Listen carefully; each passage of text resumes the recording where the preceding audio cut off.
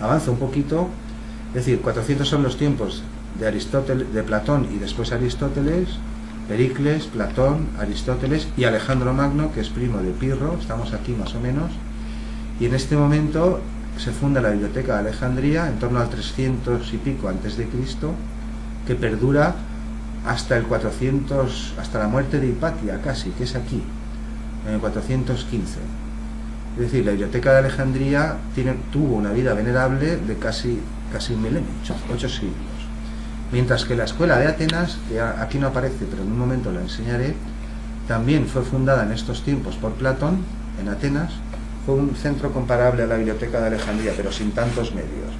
Bueno, sépanlo, Alejandro Magno, no Pirro, su primo, sino Alejandro Magno, puso a disposición de Aristóteles varios centenares de médicos divididos por equipos, iba a decir legiones, pero no llega, pero varios centenares, con salas de disección, financiado todo por Alejandro. Igual, lo mismo que hizo en Alejandría para otros, también lo hizo para Aristóteles aquí, para que diseccionasen animales o cadáveres de prisioneros o ejecutados, para ver si el alma o cosas así andaba por ahí o andaba por allá. Hay una sesión que se llama Historia de la Mente en el canal, una conferencia grabada en Alicante, ahí se explican todas estas cosas. Es decir, en el 330 a.C. se funda la biblioteca. Ya ven aquí que hay otras también, no es la única, hubo otras, la de Celso en Éfeso y en muchas ciudades, hubo muchísimas, pero estas son las dos más importantes. La de Atenas igual, tuvo una vida venerable hasta que la cerró Justiniano, un emperador cristiano ya, en el 520 y tantos. Es decir, pues la de Platón yo creo que más de 1000 años, la de Alejandría 8 siglos. Pero en este mismo momento, estamos aquí en el 300, cuando se funda Alejandría, ya aparecen diseños como el Hydraulis, aunque lo he pintado un poco después. El Hydraulis ustedes no lo vieron aquí, pero estará en YouTube antes de Navidad. Lo grabamos el viernes, perdón, en la clase, o sí, sí, es verdad, sí. El Hydraulis se grabó aquí, me lío con los turnos. Bueno, hubo que repartir un poco el trabajo, para que vean que la invención del Hydraulis, que se atribuye a Tesirio en Alejandría, es casi contemporánea de la máquina de Antiquitera. Este es el fragmento ese de reloj que citamos, aunque no está en programa. Reloj, bueno, calendario astronómico. El ejemplar que se encontró en Antiquitera, creo que es del siglo I, pero se cree, se supone con bastante acierto, que es copia de uno anterior de estos tiempos. Por eso lo he situado aquí. Es decir, que estos ingenios mecánicos, pueden llamar hidráulicos o neumáticos, pues porque son los fluidos los que mueven aquello, pero son mecánicos, son máquinas, pues son contemporáneos los dos de la biblioteca de Alejandría. Y avanzamos un poco. Este es el primer Ptolomeo, y ya les expliqué esto. Alejandro funda Alejandría, la ciudad, y no es que deje como gobernador, sino que muere muy pronto. En 13 años amplió el imperio griego hasta casi la India. Murió joven y sus generales pues empezaron lo de siempre, ¿no? A repartirse, a pelearse los trozos del imperio que quedaban. Unos Grecia, otros Partia, de las disputas que sucedieron a la muerte de Alejandro. Es decir, el Egipto tolemaico sigue siendo Egipto, ahí están las pirámides, ahí está toda la sociedad egipcia, pero los gobernantes, como pasa en Judea y en otras cosas que veremos en un momento, en todo el Mediterráneo, son helenos, digámoslo así. El Egipto tolemaico, que acaba aquí con Cleopatra, es la última Ptolomea en tiempos de César, pues fueron 3 siglos de un florecer de las ciencias y las artes que daba gusto. Pues esto es lo que hay que entender. De hecho, la biblioteca fue el faro de Occidente hasta que fue derruido el Serapeón en tiempos de Ambrosio y otros en Alejandría. Esto es 7 siglos después. Bien, pues hemos llegado al año 0. Aquí está Vitruvio, que es el que nos dejó la descripción, porque este sí que vive en este tiempo. Vitruvio era general y arquitecto de los tiempos de Julio César, trabajaba para él, construyó diseñó un montón de teatros y edificios públicos. Esto ya vimos algunas cosas. Mientras que aquí estamos ya en el año 0, el imperio cae un poco antes del 500 y a partir de ahí no hay fuentes. Hay algunas fuentes eclesiásticas, códices de Gregoriano, eso sí, han quedado, pero de música seglar, civil, fuera de las iglesias, fuera del culto, no digo fuera de las iglesias, fuera del momento de la misa, pues es decir, si nos tenemos que atener a las fuentes, es como que aquí nos callamos, nos quedamos mudos y hasta los tiempos de Alfonso, hasta los tiempos de Guido por aquí, Ubaldo, pues no volvimos a cantar, pero esto evidentemente no tiene ningún sentido. Ahora lo veremos mejor. Es decir, aquí empiezan los emperadores, con Julio César es el primero, no es él exactamente, pero Augusto y así, después Tiberio, Nerón, algunos más, todos estos son emperadores paganos, hasta que en este momento, tiempos de Constantino, comienza a haber emperadores cristianos. Es decir, la iglesia cristiana primitiva fue perseguida, no de continuo, ahora lo veremos, sino en años puntuales se promovieron leyes, se ejecutó a gente, se la encarceló, se les deportó.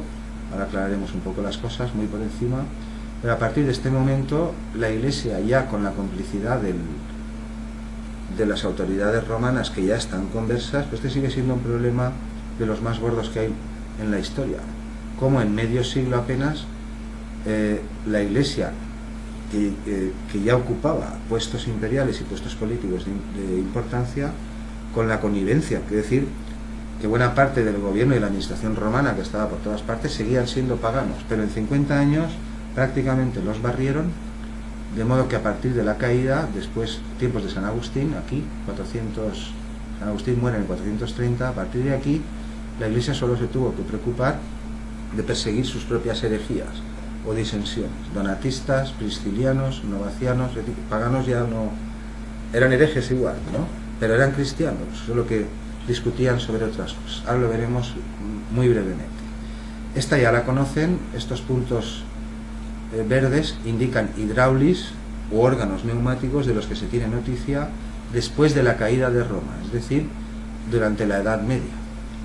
Aquí se han indicado algunas cosas más, no me voy a parar ahora porque las vamos a ver después también. Este es el Teron famoso, esos dos pequeños órganos portativos dijimos, que se encontraron en Pompeya, es decir, en el 79. En el 79 estalla el Vesubio y todo lo que colgó en Pompeya, en Herculano, entonces pues eso estaba funcionando ahí, claro. Son dos pequeños órganos, estos son tubos, yo los enseñé, los mostré aquí y en la sesión también estarán antes de Navidad. Dos chiquitillos, no son iguales, tienen un número dispar de tubos, pero son órganos de brazo, digamos así. Como los positivos que después nos cuentan a veces que aparecen por ahí al final de la Edad Media, son el mismo tipo de aparato, o parecido.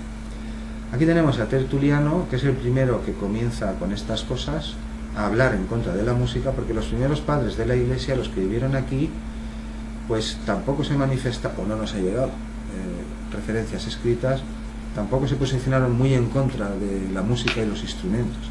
Pero a partir de los emperadores cristianos, especialmente Ambrosio, también Tertuliano antes, comenzaron a hablar.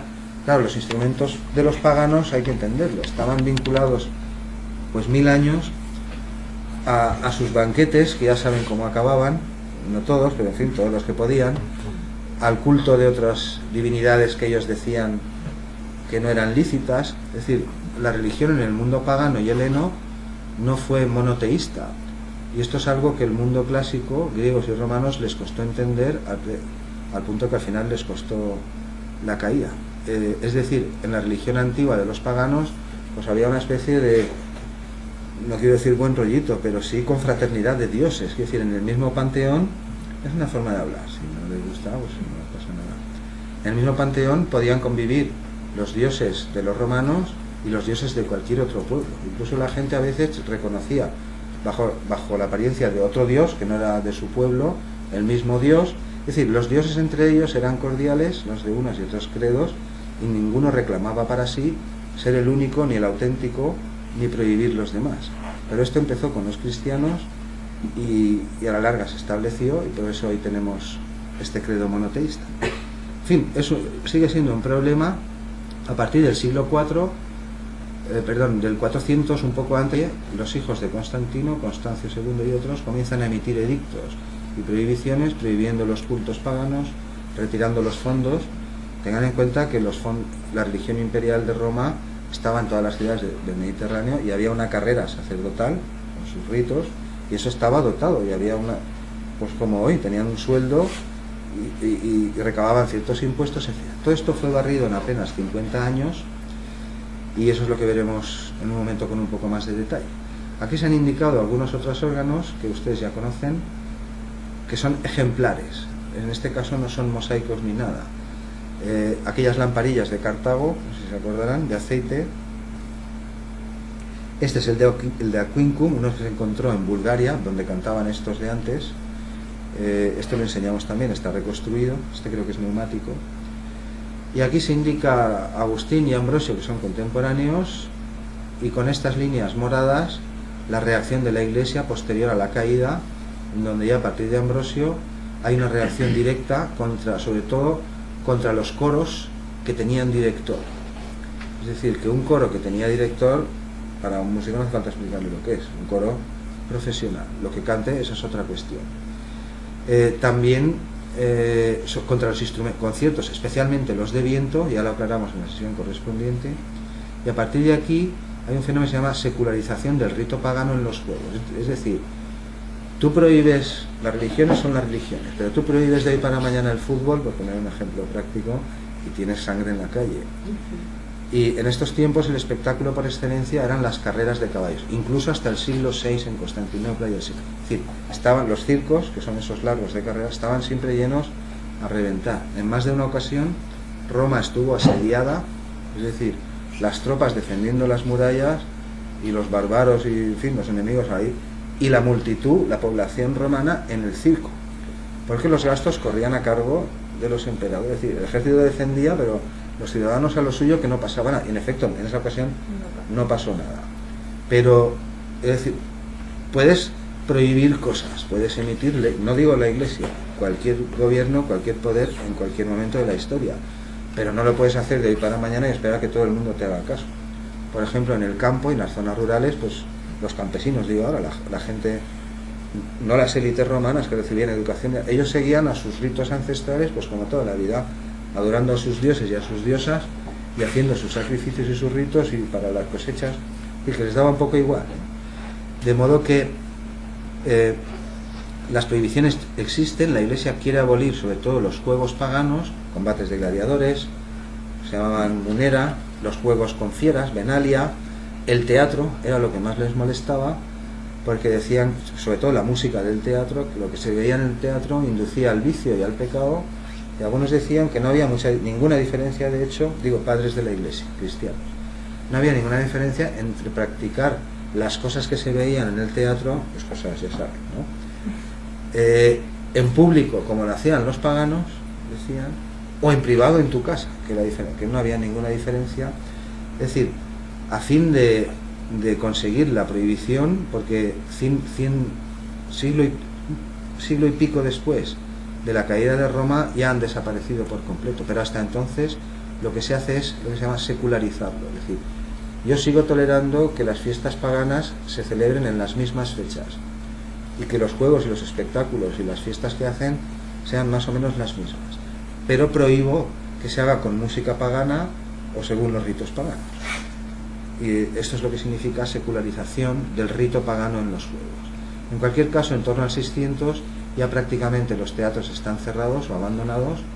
Ya en estos tiempos, en tiempos del hijo de Constancio, muchos son convertidos en fábricas de cal, en canteras, es decir, incluso en burdeles o en establos. Eran edificios de pecado, eran edificios de los paganos. En estos tiempos el paganismo ya está moribundo. Insisto, muchos senadores y mucha gente y siguen siendo paganos. Pues no es grande el imperio, no te digo nada, pero la ley está ahí, las autoridades están ahí, y si te prenden con libros o con lo que no debes, pues puedes pagar incluso con la muerte. Ahora lo aclararemos. Es decir, en torno a 600 ya el cierre de teatros es prácticamente el abandono definitivo, y por fin desaparecen los juegos, o al menos no tenemos noticia, como sucede con el resto de instrumentos durante casi 5 siglos. Es decir, hasta tiempos de Ubaldo, que está aquí indicado, en torno al 900, un poco antes. Estos no están situados exactamente, ya lo he dicho, pero eso que no les preocupe ahora. Tenemos los 3 tropos, que eso sí que salen en el programa. Es la primera fuente a varias voces, eran a 3 voces, tropos de gloria, en Occidente. Y después, en torno al año 1000, tenemos los nombres, pero no tenemos la música. Eso es lo que se cuenta en el programa. Pero esto sabemos que eran a varias voces. Después, en torno al año 1000, está Guido d'Arezzo. Les remití a un documental en YouTube, no sé si a este turno también, se llamaba Historia de la Notación. Aquí vimos solo un trocito, ese que salía al claustro y los niños cantando para aclarar cómo la transmisión oral, hasta que no hay un sistema escrito, pues en fin, deja mucho que desear. Pero el documental entero es de la BBC, no tiene desperdicio, es buenísimo, sale Guido, sale, en fin, está muy bien explicado todo. No esta parte que yo estoy tratando aquí, pero sí todo lo demás, la Edad Media. Y con este podemos pasar a la siguiente. Es decir, esta es la clase que retomaremos del Hydraulis después de Navidad, y la clase de hoy abarcará más o menos desde aquí hasta aquí. Hemos ampliado los primeros 1000 años, estos, antes de Cristo, y ahora estamos en Grecia, como si estuviéramos en programa, y aquí se han consignado las mismas cosas. El Odeón más antiguo de Esparta, en el 700 y algo, 700 y poco. Roma se ha pintado para que entiendan que ya existe, ha sido fundada, está limitada a la península italiana y a sus zonas, después se va expandiendo, pero sigue su camino hasta que en torno a 200 a.C. también ocupa Grecia, y a partir de ahí todo es imperio. Lo que se ha pintado aquí, esto es la Academia de Atenas, la Escuela de Atenas, ya la he citado antes, que la fundó Platón, y duró 1000 años, más de 1000 años, porque la cerró Justiniano en el 529. No solo cerró esa, cerró muchas escuelas que había, escuelas de primaria había por todo el imperio en el siglo 3, 2, 3 y 4 después de Cristo y 5. Es decir, que los propios ayuntamientos, diríamos hoy, que siempre era un romano el que ocupaba aquello, o un cristiano, o un obispo, lo que sea, pero había instituciones financiadas con dinero público, eso también fue cerrado. Algunas cosas ya las han visto y aquí se indica mejor, aquí tienen a Esquilo, los trágicos, en el 400 y algo, tiempos de Pericles. Esto es el primer alfabeto musical, ese que se cita en el programa, el que yo traje, lo he vuelto a traer. Bueno, no he traído la imagen que proyecté, pero he traído el libro de Quintiliano para que lo entiendan, que no es de aquí, es del siglo II después de Cristo. Este libro que yo traje, lo vuelvo a pasar, que tiene al final estas tablas, que os enseñé, no es de los tiempos de Grecia, es del siglo II después de Cristo. Es un romano